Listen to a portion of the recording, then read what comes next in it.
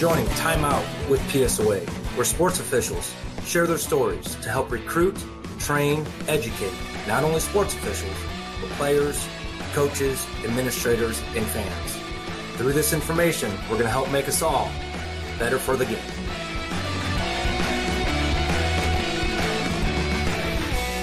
Welcome to Time Out with PSOA. Today's main topic is how do you study rules as a sports official?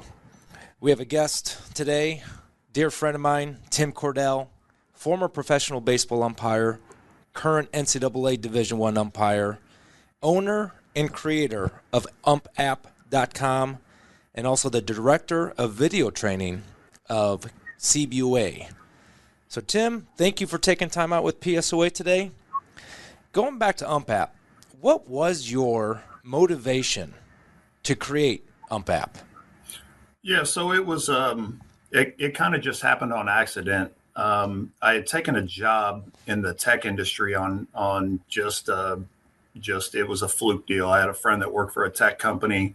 The company that I was working at was sold to a group, and they pretty much kind of just restructured everything. So I was looking for something to do in my mid 40s, and took a job at that tech company, and that was pretty much the way that they lined out policies, procedures, how they wanted us to speak to customers, product knowledge, everything about the job. We learned through what's called an LMS, or a learning management system. Now, an LMS isn't new to the business industry. It's been around for a long time. But the whole thought was, why couldn't we take the information that we give to sports officials and streamline that process to make sure everybody gets the same information in the same cadence, in the same kind of presentation, to make sure that we standardize the way that umpires act. So think about it previously. When you and I came up through umpiring, we were trained by somebody probably locally. But then what happens in a pocket to, 100 miles to the left of us? Well, they do it a little bit different. Then you go another 100 miles, they do it a little bit different. So the whole idea is now that amateur sports is becoming so just all-encompassing across the United States, and sometimes they leave the United States to play these sports. It's how do we make every group of officials act in a standardized way? Much like Chick-fil-A or Home Depot or Walmart. The beauty of those businesses is if you go to California, Chick-fil-A looks the same as it does in Omaha and the same as it does in Kansas. So if those businesses had figured that blueprint out, why couldn't we apply it to the officiating world and try to come up with a standardized process? So that was kind of the thought behind it. That's awesome. Good. The great thing about this podcast, we try to connect sports officiating to life. So if you're listening to this podcast and you'd like some more information on learning management systems, sounds like Tim Cordill is going to be your guy. Coming back to sports officiating, we're going to focus on rules, and rules knowledge is so important for success. So topic number one, somebody who's just starting sports officiating, so they're not registering with a state, they're not at the college level, go back to when you first started.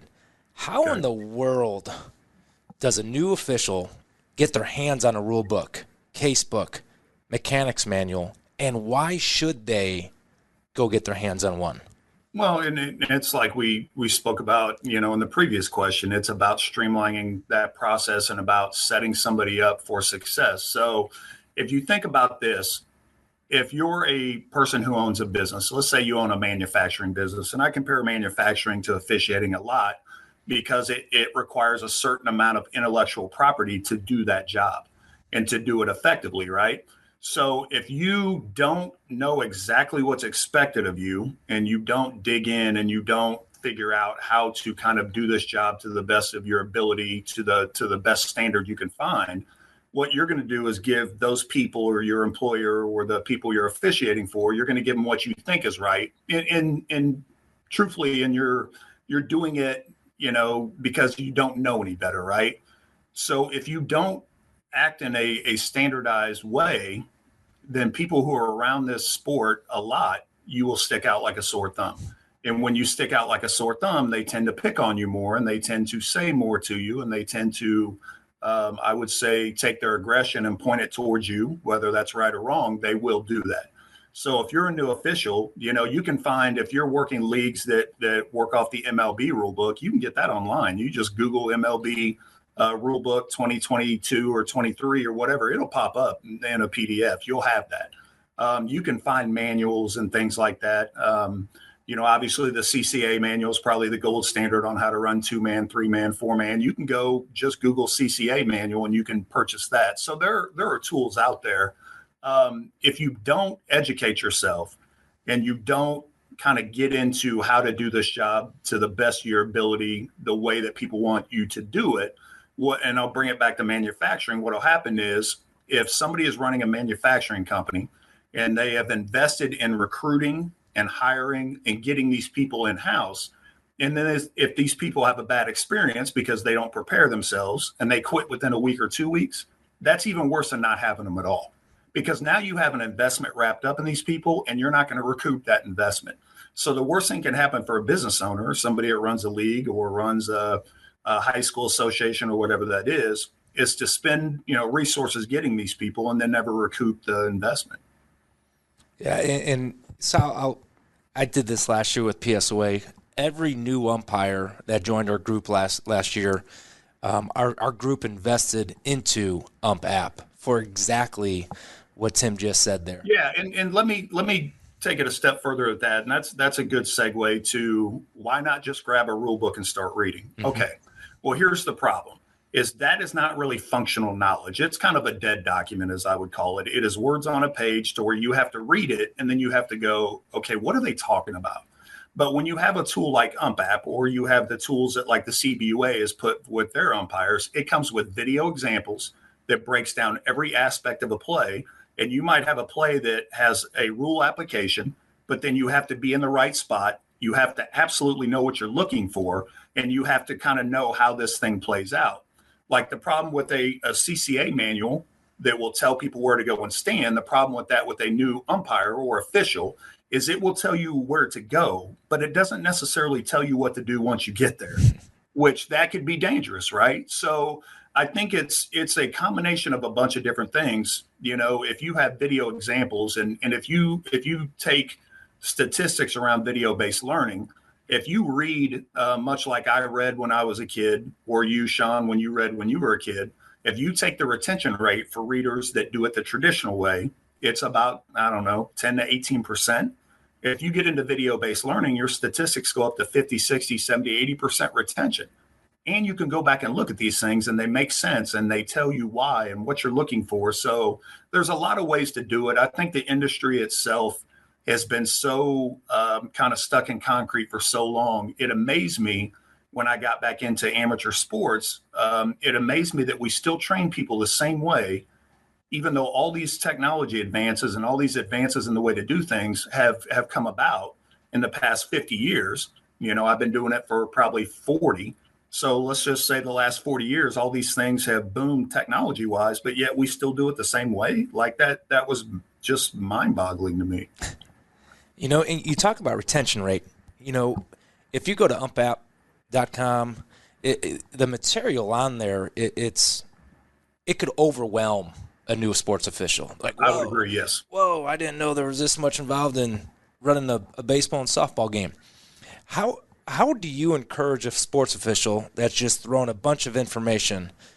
What's the best process for them to learn it, to get that retention rate? So, and that's a great question. So when we first put it out, and we've been through 3 or 4 versions. I mean, we've been in business over 3 years, I think coming up on 4. When we first put it out, it was a fire hose of information, and the feedback I was getting for the umpires that I built it for was like, man, this is like, I don't even know where to start. So we sat back and looked, and I go, okay, if you're 15 years old and you played baseball and you get plucked out of a high school program and you say, hey, I want to umpire, I want to make extra money. What do you need to know? What are the 10 things they absolutely need to know that they can go out there, work some games, and kind of get a little idea? Okay, now I kind of know what's going on. Now let me tackle 10 other things. And then now let me tackle 10 other things once these things start making sense. So if you take the app itself and you just push every video on a brand new official, it's overwhelming. So what we did was we created a section. Like I said, what are 10 things we need to know? What are 20 things? I think we're up to 54 videos for a beginning umpire, and they average about a minute and a half. And it's everything from like, what are my jobs? How do I lead? How do I get people to quit screaming at each other? How do I, do this procedure wise? How do I start a game? How do I get it going? How do I keep it going? What happens when this rule comes up? What happens? And it gives them a foundation and a test at the end to say, okay, now I can tell that this person gets this, that it's functional knowledge. And then once you get through that beginner point and you start working games, then you can start getting into sections, So we have a section that is pretty high level about taking plays at the plate, where if you're a new official and I start giving you all these keys and reads, it's not going to make sense to you because you've never done it. But once you start umpiring a little bit and you start taking plays at the plate, and then you go, okay, why would I go here? Why didn't I go here? What am I looking for? Things like that. So the app takes somebody who's brand new and it makes them functional. It takes somebody who's functional and makes them good. And it takes somebody who's good and it gives them really high level stuff. So there's stuff on that app that we teach at college clinics, that's taught at professional clinics, all the way down to if you got a 15-year-old kid that just wants to get started and thinks he might be good at it, how do we do that? Perfect. Awesome. Now going into the topic number 3 here, what do you feel is the importance? We have UmpApp, 3rd year of business, and we have an umpire, Jason Ford, did the course last year. You're Yes. going to release new stuff this year, and come 2024, there's going to even be more stuff. What is it to encourage that sports official to continue to review the material and continue just learning more and going back? Sure. And that's kind of been a tricky question for a long time. So when we took over the Kansas City market for youth league umpiring, our group took it over. We divided our roster into 3 groups. The high level umpire, which I don't care what you do to try to slow them down, you can't slow them down. Like, they're going to excel. The middle of the pack person, and then the bottom third. And we wanted to say, okay, how do we get the bottom third to get to the middle to get to the top, and the top to move out of our organization because they're just too good and they need to go to a higher level? How do we incentivize that? I think it comes down to the way that you bring people into your organization. So when we brought people in, there were people that were like, I don't want to do this. I'll never do this, blah, blah, blah. And those were the bottom third guys. We had the ones in the middle that were like, man, I want to get better, but I don't know if this is the right route. And then we had the top tier guys. It was getting the top tier guys to buy in. It was getting the middle guys to understand that there's a path to move forward in this to where you can make more money, because I've yet to see somebody come out and enjoy this so much that they wouldn't take a paycheck. Like, I just haven't seen it yet. So if they show up, it's about making money, right? So how do I get you better so you can go make more money and make more of an impact in this game? And if you stay in the bottom third for an extended period of time, you're not the right person. And I don't care if you've been doing it for 30 years. And I hear guys all the time, well, I've done this for 30 years. Well, it doesn't mean you're any good at it. Like, I can pick up cards at a casino today and start playing poker. It doesn't mean I'm Phil Hellmuth. I mean, it just means I have the ability to do it. We want to get away from bringing people into the organization that we feel like we can't push to higher ranks. Now, that's easier said than done because it's a simple numbers game, right? It's supply and demand. But if we know the competencies we're looking for and the type of person we're looking for, then we just need to bring more people in, get them trained on systems like this, and be able to set them up for success so they enjoy it, so they will keep going. The problem with officials is this, and I always tell a story about my stepbrother and I were the same age. And we were 12 years old, and we're like, hey, we're going to go umpire. This guy's like, hey, it's a great job. Hey, I'm all in. So we showed up the first day, and instead of giving us a mentor, giving us any kind of training, they put us together, neither one of us knowing what we're doing, and put us on a game, and they started screaming at us. And they probably should have screamed at us. We weren't very good at it. I screamed back, and he never showed up again. But how many kids or people or young people or young as experience goes that we bring into this industry that we set up to fail and we lose, that would have stuck it out and probably been pretty good about it if we could have just given them anything. So you nailed on so many good points, main points, and we'll touch on some of the things that he just said for assigners, supervisors, coaches, fans, and players at the very end of how you can use this ump app for the whole environment of youth sports to be more positive. Well, we're in the bottom of the ninth inning here, Tim. Got a couple questions here for you. Question number one. How does an official get connected to ump app? So they're listening to you. Yes, this is great. How the heck do they sign up and get into the course? Yeah, so like I said, we're an LMS, a learning management system. So it does have an app component, but it's run through a website. The reason that's important is right now I am on a laptop or desktop, but when I'm at the ballpark, I don't have that device with me, or maybe don't have the access to it or whatever. So we wanted to make sure that it had an app component to it. So if somebody is brand new, or let's say they're working 5 games that day, and something comes up between game 1 and 2, that they could go look it up.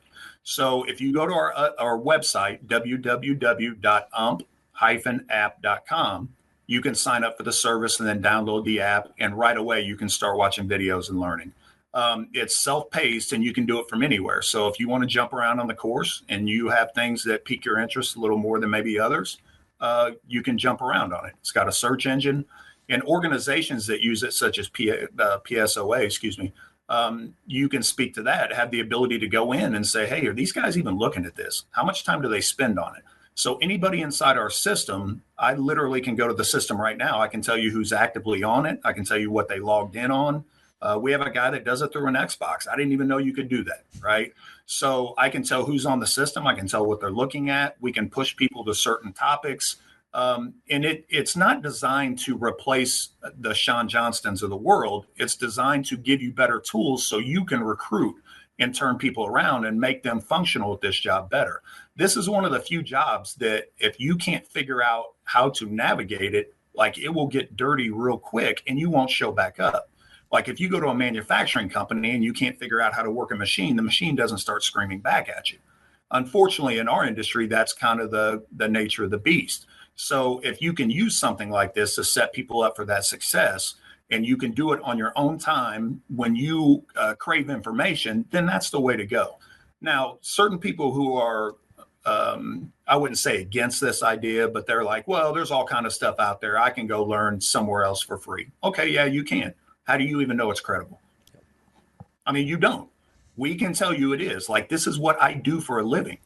And we do a bunch of different people. This is a collaborative effort to where, guys who are in the big leagues who were with me in the minor leagues, I bounce things off them all the time. We proof the videos. We say, hey, should we say it this way as opposed to this way? Because something that makes sense to a guy who's a big league umpire or somebody that works in D1 baseball, you might give it to somebody who's brand new and it might not make sense to them because it comes so easy for you, or you've been doing it for so long. Maybe you forgot what it was like to, hey, this kid's mom's behind the fence screaming at me. Like, how do I get this to stop? Excellent. I just went to ump app, UMP-APP.com.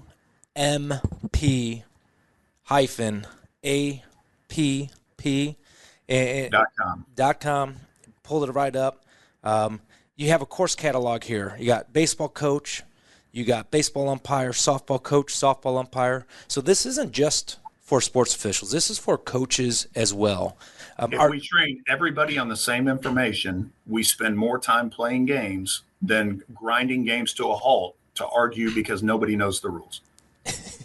And it's funny. I just wrote an article for Referee Magazine. It's actually in this current edition on the back page. And the whole point of emphasis on the article is that I feel like parents are too involved with youth sports. And I feel like they do not allow the coaches to do their job. They don't allow people to flourish in this environment because they try to micromanage it so much. I can't tell you how many times a game has been grinded to a halt because the coach maybe knows the rule, maybe they don't. They feel like they're being slighted, but they can't really prove it. But then the umpire really doesn't know the rule either, but just knows just enough to be dangerous. And then all of a sudden it's a powder keg and it explodes. If you have the rules knowledge of the coaches and the umpires, then the umpires can umpire, the coaches can coach, and they can play the games who are on time limits. These games are on time limits. They're not endless time. Like, let's spend more time playing than arguing. And the whole article was basically like, hey, you have a choice to make as a parent and a coach. You can do this in a positive manner, and you can allow your young athlete to flourish. or you can get involved in something that you have no idea, or you're not a subject matter expert, but you're somebody who's emotionally involved and you can't control your emotions. And I've never seen a game in 30 plus years in this industry be stopped because two kids couldn't get along. I've never seen it. It's always the parents every time. Amen. Are you looking to add any other sports? We are looking, but we're so hyper focused on the baseball side of it and improving the softball side. I think we need to get that part right first, and then we're going to look to branch out, because the idea isn't a baseball idea and it's not a softball idea. It's a industry idea, and I feel like the more high level conversations you can have and the more information we can pass on to people, which now we have an avenue to do that, I feel like the industry is set up for unparalleled success in the future. But if we don't make that change and we don't share information and we don't attempt to make the coaches, the parents, and the officials better, man, I'd be scared to see where this industry goes. Well, hopefully we don't have to see where where the I'm industry hoping goes. yes, I'm hoping for that. You know, I'm going to share a little story here. I'm not sure if Tim even remembers this story, but the first time I believe I met Tim Cordill, it was my first MIAA postseason game, and going down, traveling with my wife for, at that time, the biggest assignment of my career. And it was at Central Missouri, and first pitch, I think I called a strike halfway to home plate, called me out on that a little bit. But as an umpire who's been a professional umpire, when you're working with, quote-unquote, a new umpire that you have not worked with before, what is it that you are expecting as a crew chief for that new umpire to know going into that game? Like, what is the expectation of rules knowledge, game management? Yeah, so anybody such as yourself that receives an assignment like that, you did it on the merit of what you've done up until that point. So what I want umpires to do is be who they are that got them there. Anything else that comes up, we can fix as a crew, right? As a crew chief, you can take care of your young guys and you can make sure that they have enough of a positive experience that they can impact a generation coming behind them, and so on and so on and so on. So what I look for is a guy to come in and be himself and do what you did to get there. And then anything that comes up past that point, we as a crew need to take care of the new guy. What people don't realize is this. There are plenty of umpires who have been umpiring in whatever league, who have been there forever, and they can be terrible, but they're the devil the coach knows, right? They already know that guy's bad. They've been around him forever. They won't mess with that person. As soon as they see a new official, they will test that new official. It's literally, it happens every time. And that new official, if they are not good enough at their job or strong enough personality to deal with that kind of aspect, will crumble under that kind of pressure. So what I would tell younger officials is, when you get tested, and you will, when you show up and they pick on you and they don't say anything to the people they know, they are testing you. So to pass that test, you have to show a certain level of confidence, not arrogance, confidence. And you have to be able to lead out of that situation. So the one thing the rule book doesn't tell you is it doesn't tell you how to do that. It's an art form, right? When you get inside the UmpApp curriculum, we talk about conflict management. When I was coming up in baseball, it was always teach them a lesson, yell louder than they yell, and be more aggressive than they are. That is not the way to do it. The way to do it is to know protocol and know what the rule book protects and what it doesn't. And then you put people at a choice, because it's not your job to teach people how to act. So I would think back then it was either Tommy Myers or Crooks who was the head coach, right? Yep. The guy's probably in his 40s, 40, 45, somewhere in there, probably had success at every level he's been at to get to that point, much like you did as an umpire. It's not your job to teach that person how to act. They're a finished product. Your job is to tell them when it's time to stop and what the price of doing business is. And the younger umpires, and I see this all the time at the D1 level, they show up and the coach does something to test them. And they're like, man, I'm really happy to be here. I'd like to come back. I'm not dealing with this. And they let it go. Well, the problem is they are trying to get your attention. And when you ignore it, do not allow them to get your attention. So by ignoring it, it only makes it worse. to where if they test you, you know, Sean shows up, he's got in the first inning, maybe you have some jitters, maybe you call a pitch that bounces or something, and they start in on you, right? You still have to deal with that and pull everything together to make sure that you make it through that game. But if you don't know protocol and you don't know what you're looking for and when to say something and how to say it, then it's a powder keg and it blows up. But as a younger umpire, just be, or a younger sports official, if it's basketball, soccer, whatever, if you got a postseason assignment, it's because you had a good season. Be who you are that got you there, and figure the rest out, later. Excellent. Well, Tim, I will say this, as an assigner and supervisor, the product of Ump app has made my life so much easier. As you said, it has not replaced me. It has actually taken what we try to do locally with our meetings and education and allow umpires to take it to the next level. Correct. So assigner supervisors, those of you who are out there listening to this podcast, as Tim said earlier, this Ump app will not replace you, will not replace any education program, any on-field training that you do. It actually takes pressure off of you and enhances of what you do in the classroom, what you do on field.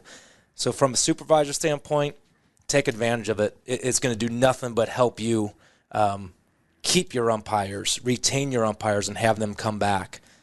And Sean, that's a good point, because your roster is a big roster, and you have people who have been working for you for an extended period of time, and they might go, man, I'm older, like I really don't want technology, whatever that is. Now, I would challenge you to look at their phone. They have apps. They have apps, even though they don't want, certain change, they have them.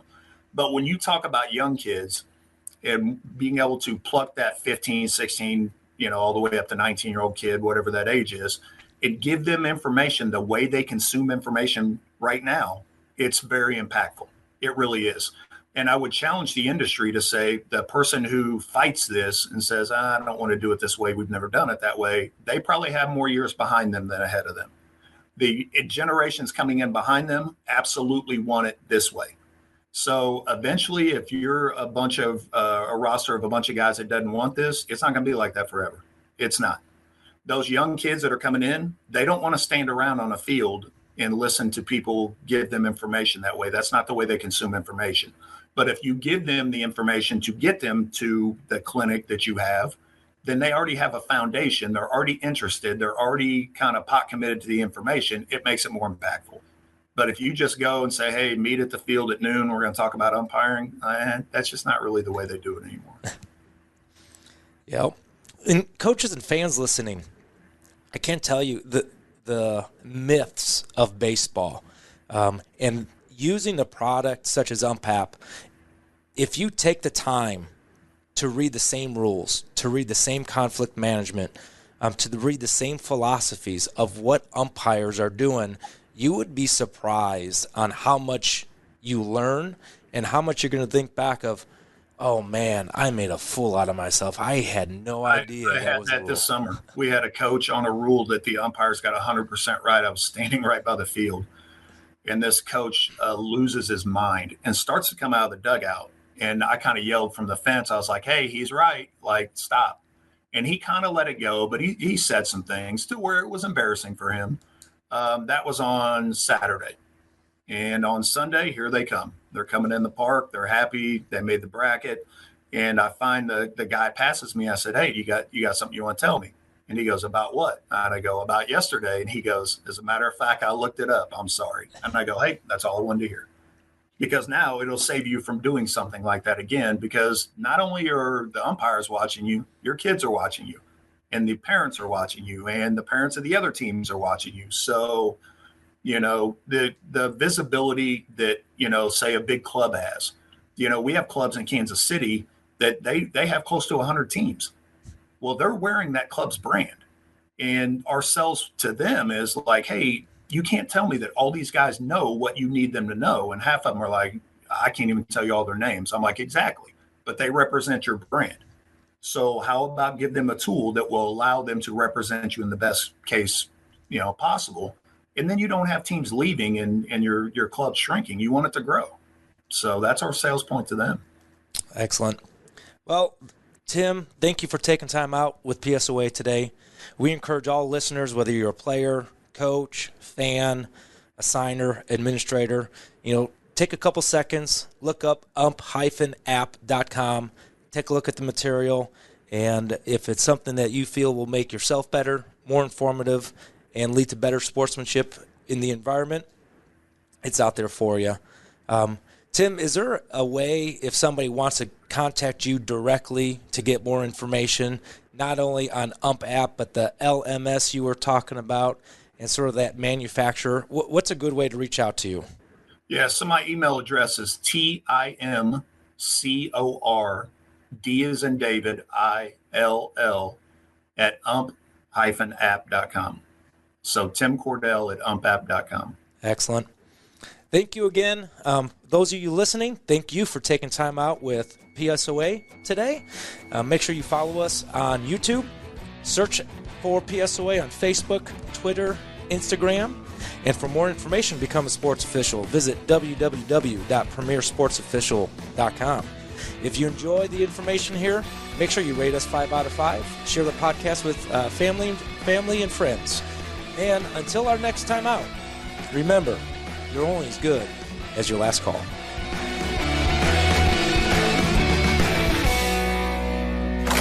A Herd at Sports Network production.